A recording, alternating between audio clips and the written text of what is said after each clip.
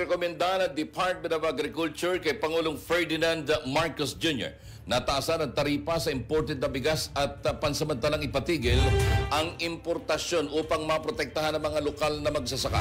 Ayon kay Presidential Communications Office Secretary Dave Gomez, ang rekomendasyon ay pag-uusapan ng gabinete kasama ang Pangulo sa sidelines ng state visit nito sa India.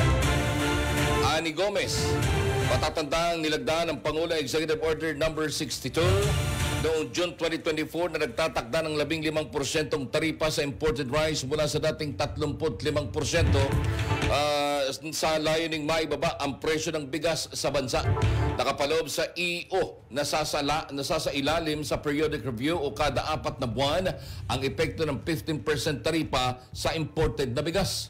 Matatandaan sumirit sa mataas na presyo ang imported na bigas kaya nagpatupad ng mga hakbang ang Marcos administration upang mapababa ang presyo nito, kabilang na ang pagbaba sa taripa ng mga inangkat na bigas.